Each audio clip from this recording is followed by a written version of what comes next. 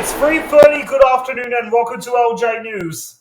This scene of residents gathered at an Italian cafe may not seem remarkable until you know their ages. They're each 100 years old, and Guido Lepori says he's got years to go. At least 150, he told correspondent Seth Doane. Old age is common and celebrated in this town where murals depict residents who've reached at least 100. Villagrande is in Sardinia, a well-known destination for tourists who come for the culture and beaches. But it's also drawing scientists and gerontologists, including Gianni Pes and Valter Longo, who directs the Longevity Institute at the University of Southern California, and who collaborates with Pes in studying this phenomenon of so many centenarians. The whole world talks about this town, Longo said. To have 6 centenarians out of 2,000 or 3,000 people? Extremely rare anywhere in the world.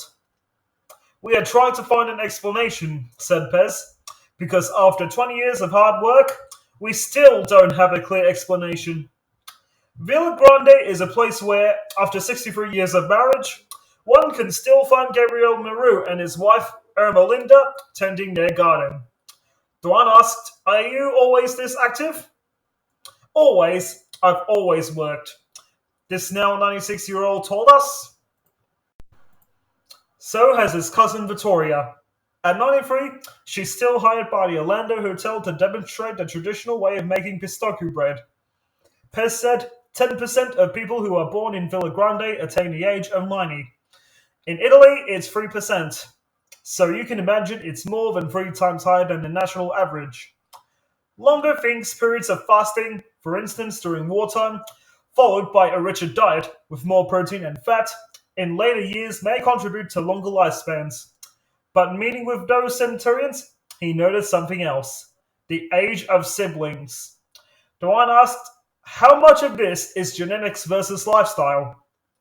If you think about an athlete that wins lots of gold medals, you probably have to have the genetics, Longo replied. But then you have to have the training, etc., etc. So I think that the genetics set you up, but they're not gonna get you there alone. So then, the lifestyle, and particularly the food, is a key factor. Those lifestyle factors are on display. Living up in these mountains means regular exercise. In town, community and family is important, particularly for Marietta Moni, who lives alone at 100. Doane joined her for lunch, made by family living in the apartment upstairs. On the menu, pasta with tomato sauce.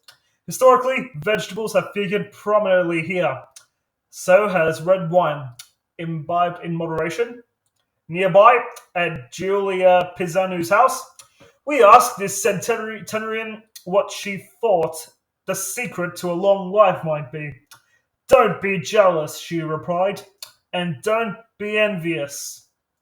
Advice that may not be scientific, but like those celebrated on the walls here, it comes from the perspective and wisdom of age.